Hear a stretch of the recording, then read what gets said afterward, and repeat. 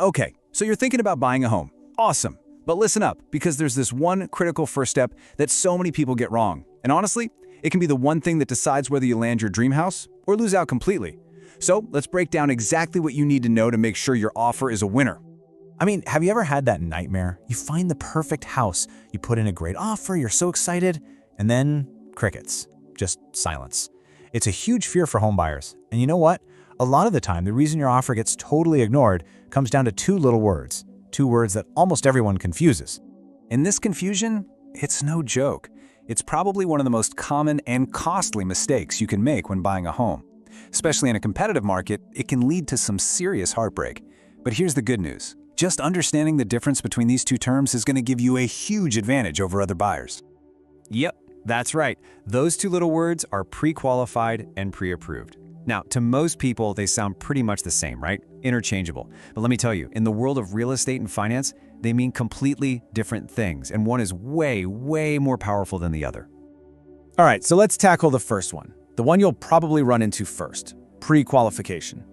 The best way to think about this is like the quick and easy first step. It's a decent starting point, for sure, but it is not the finish line.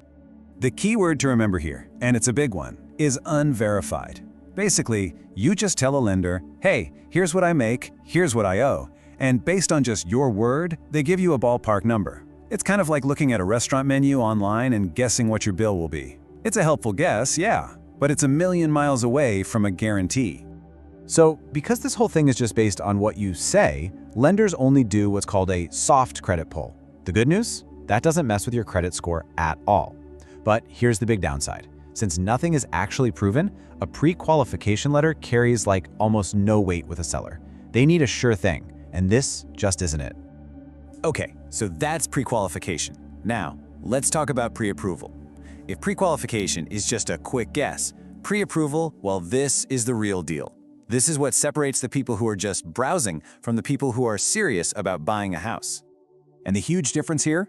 It all comes down to those two words, verified financial documents. See, this isn't just a casual chat anymore. Getting pre-approved means the lender has actually gone through your financial history with a fine-tooth comb and is now giving you a conditional commitment for a specific amount of money. And to get it, you've got to provide the proof. We're talking pay stubs, tax returns, bank statements, the whole shebang. The lender then does a hard credit check, and yeah, that might knock your score down a few points for a little while. But the payoff? Oh, it's huge. You walk out with a pre-approval letter that basically screams to sellers, hey, the bank has already checked me out. This buyer's good for the money. So to make this super clear, let's just put them right next to each other. This is where you'll really see the difference between a casual guess and a powerful, bank-backed commitment. Okay, check this out. On one side, you've got pre-qualified, unverified info, a soft credit pull, and most importantly, very low power with sellers. On the other side, pre-approved, verified documents, a hard credit pull, and high power with sellers. I mean, if you're in a bidding war, which one of those do you think is going to win every single time? And look, understanding this difference isn't just for fun, it's not just trivia. This knowledge gives you a massive strategic advantage when you're actually out there ready to make an offer. Think of it this way. In a competitive market, a pre-approval letter is your secret weapon. Actually, you know what? Scratch that. It's not even a secret weapon anymore. It's more like a requirement.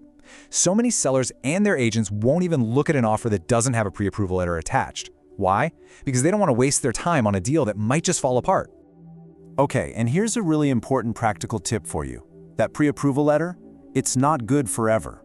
It usually has an expiration date, typically somewhere between 60 and 90 days. So this is key. You want to get pre-approved right when you're getting serious about your house hunt, not months and months before you're actually ready to make an offer.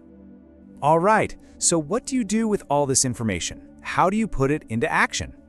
Well, if you're ready to become a serious buyer, I've got a super simple 3-step action plan to get you totally ready for the market.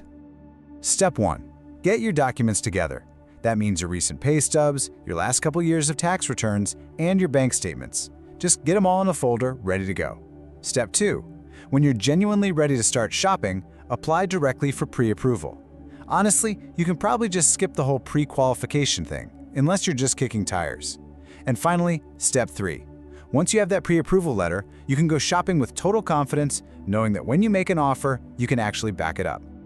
Because at the end of the day, that's what this is all about.